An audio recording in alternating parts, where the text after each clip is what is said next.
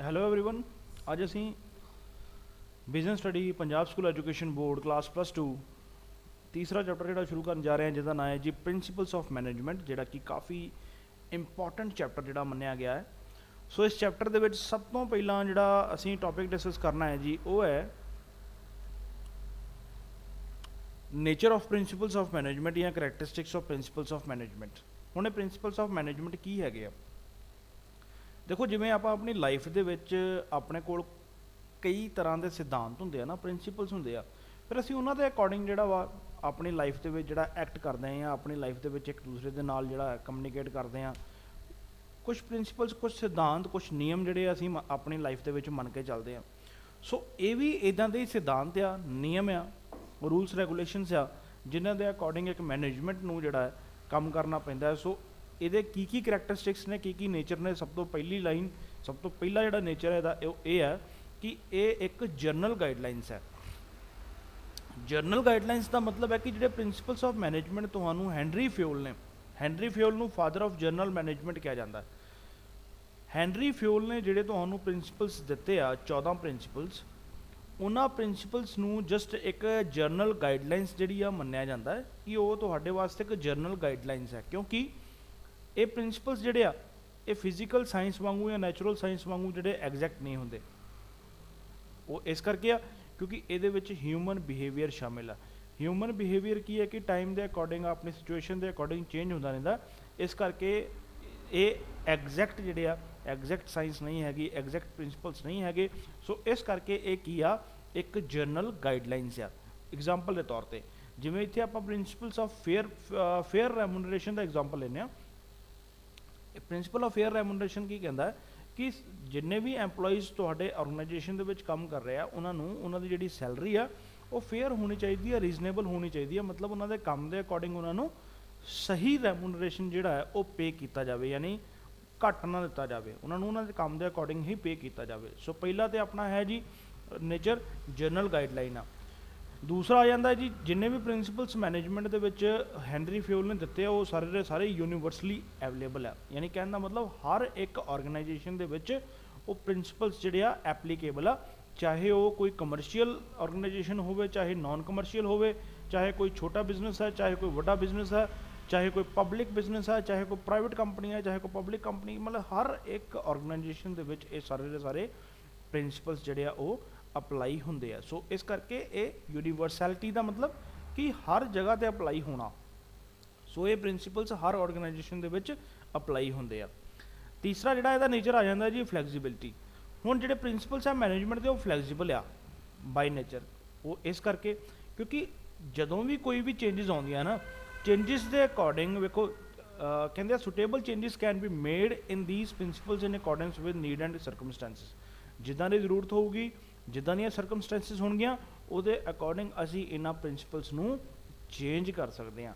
These principles provide freedom to the manager that he can use this principles as per his needs and circumstances. यानी ये प्रिंसीपल्स जिहड़े आ manager नूं ये freedom दिंदे आ कि वह अपनी जरूरतों के अकॉर्डिंग, अपनी सरकमस्टेंसिस के अकॉर्डिंग इनू यूज कर सकन। एग्जाम्पल के तौर पर एक प्रिंसीपल तुसीं अगे पढ़ोगे, principal of division of labour. Division of labour का मतलब है कि तुसीं अपने ऑर्गेनाइजेशन के लेबर नूं इस तरीके नाल डिवाइड करना है कि जो बंदा जिस काम लई स्पैशलाइज्ड है उन्होंने उस काम के उपर जिहड़ा रखा जाए, उन्होंने कोई होर काम ना दिता जाए। सो डिवाइड करना अपने अपने बिजनेस के अकॉर्डिंग अपने वर्कफोर्स नूं। चौथा जिहड़ा फीचर आ जाता है, चौथा जिहड़ा नेचर आ जाता है जी अपने प्रिंसीपल्स ऑफ मैनेजमेंट का, वो है जी सिचुएशनल। सिचुएशनल का मतलब है कि सिचुएशन के अकॉर्डिंग जिहड़ा है ये जिन्ने भी प्रिंसीपल्स ने ये सिचुएशनल ने, यानी सिचुएशन के अकॉर्डिंग, सरकमस्टेंसिस के अकॉर्डिंग हर एक मैनेजर इनू अपने अपने अकॉर्डिंग यूज़ करता है। जिमें एक फेयर रेमूनरेशन वाला प्रिंसीपल जो आप पहला भी डिस्कस किया कि फेयर रेमूनरेशन के हर एक मैनेजर जोड़ा है वो इस चीज़ को फॉलो करेगा कि हर एक एम्पलॉई नू एक फेयर रेमूनरेशन जी मिलनी चाहिए, फेयर वेजिज उन्होंने मिलनी चाहिए। लेकिन वो ये भी गल ध्यान च रखता है कि जिदा की उन्होंने इकनॉमिक कंडीशन है ना ऑर्गेनाइजेशन की, जिदा की उन्होंने इकनॉमिक कंडीशन होएगी वो अकॉर्डिंग ही उन्होंने पे करेगा। सो ये भी चीज़ वो ध्यान रखता है, इस करके सिचुएशनल है। पंजवां जिहड़ा इहदे विच आ जाता जी cause and effect relationship. Cause and effect relationship दे विच की पढ़ोगे तुसी कि किसी चीज़ के कारण तो किसी चीज़ का प्रभाव। हुण कारण का मतलब ये आ कि जेकर असीं इन्हां मैनेजमेंट के प्रिंसिपल्स नूं फॉलो करते हैं तो फॉलो करन दे नाल तुहानूं जो रिजल्ट मिलता है, यानी तुसीं उहनूं अप्लाई करना प्रिंसिपल्स नूं, वो कॉज है, तो जो उहदा तुहानूं रिजल्ट मिलेगा वो उहदा इफैक्ट होएगा। कहण दा मतलब कि जेकर तुसीं उहनां प्रिंसिपल्स नूं यूज़ कर रहे हो तो उहनूं असीं कॉज मन्नांगे, तो जेकर वो बिजनेस सक्सैसफुल हुंदा या अनसक्सैसफुल हुंदा, ਉਹਦੀ एफिशिएंसी ਵੱਧਦੀ ਆ ਜਾਂ ਉਹਦੀ एफिशिएंसी ਘਟਦੀ ਆ, सो जो भी रिजल्ट होएगा वो ਉਹਦਾ इफैक्ट होएगा। सो ये है जी कॉज एंड इफैक्ट रिलेशनशिप कि ये principles cause and effect relationship के उपर बेस्ड आ। छेवां है जी रिलेटिव। रिलेटिव का मतलब है कि इन्हां दे विच इन्हां प्रिंसिपल्स नूं टाइम के अकॉर्डिंग, ऑर्गेनाइजेशन के अकॉर्डिंग तो सरकमस्टेंसिस के अकॉर्डिंग यूज़ किया जाता है। यानी तीन चीज़ां ने, टाइम, ऑर्गेनाइजेशन, सरकमस्टेंसिस। समा टाइम के अकॉर्डिंग, ऑर्गेनाइजेशन, कंपनियां अलग अलग ने, हर एक दी जरूरतां अलग अलग ने, बिजनेस अलग अलग ने, सो ਉਹਦੇ अकॉर्डिंग यूज़ किया जाए। तो सरकमस्टेंसिस का मतलब है जी सिचुएशन के मुताबिक जिहड़ा हर एक चीज़ नूं अप्लाई किया जाए। जिवें एग्जाम्पल के तौर पर प्रिंसिपल ऑफ ऑर्डर आ। प्रिंसिपल ऑफ ऑर्डर का मतलब होंदा है कि हर एक मटीरियल अपनी जगह पर पिया होवे, उहदी एक फिक्सड प्लेस होवे, हर एक एम्पलॉई ਉਹਦੀ एक फिक्सड प्लेस होवे, वो उत्थे ही आके अपना काम करे। कहने का मतलब है कि हर एक एम्पलॉई, हर एक मटीरियल एक अपनी खास फिक्सड प्लेस के उपर होने चाहिए। वो ऑर्गेनाइजेशन अपने अपने अकॉर्डिंग जिहड़ा इस चीज़ का ऑर्डर जिहड़ा फिक्स कर सकता है। कोई बॉदरेशन नहीं है, कोई बंदिश नहीं हैगी कि ऑर्डर यही रखना। ऑर्डर हर एक ऑर्गेनाइजेशन अपने अपने अकॉर्डिंग रखता है। इस करके ये रिलेटिव आ, जिहड़ा कि टाइम के अकॉर्डिंग, ऑर्गेनाइजेशन के अकॉर्डिंग तो सरकमस्टेंसिस के अकॉर्डिंग असी चेंज कर सकते हैं। नैक्सट है जी डिवेलपमेंट थ्रू ऑब्जरवेशन और एक्सपैरीमेंटेशन। जिहड़े हैनरी फ्यूल के प्रिंसिपल्स ने ना, हैनरी फ्यूल के प्रिंसिपल्स जिहड़े आ वो ऑब्जरवेशन मैथड दे नाल आए आ। कहने का मतलब उन्हें बहुत सालों तक एम्पलॉयज़ नूं ऑब्जर्व करके जिहड़ा उस चीज़ नूं डिवेलप किया है, प्रिंसिपल्स नूं डिवेलप किया है। तो एक होर नाम इहदे विच आया जी एल्टन माया। एल्टन माया ने जिन्ने भी प्रिंसिपल्स दिते आ या जो भी उन्हें प्रिंसिपल्स डिवेलप किए हैं, जो कंसैप्ट डिवेलप किए हैं, उन्हें बार बार एक्सपैरीमेंट करके डिवेलप किए हैं। सो दोनों ही चीज़ां ने, ऑब्जरवेशन भी है तो एक्सपैरीमेंटेशन भी है। जिहड़े हैनरी फ्यूल के प्रिंसिपल्स ने वो ऑब्जरवेशन मैथड के नाल आए आ, तो जिहड़े एल्टन माया के प्रिंसिपल्स ने वो एक्सपैरीमेंटेशन मैथड के नाल आए आ। सो ये भी इहदा एक नेचर है। नैक्सट है जी बिहेवियरल नेचर। बिहेवियरल नेचर का मतलब है कि ये प्रिंसिपल्स जिहड़े आ ना, ये जस्ट की आ कि ह्यूमन बिहेवियर नूं डायरैक्ट करने वास्ते, रेगूलेट करने वास्ते बनाए गए आ।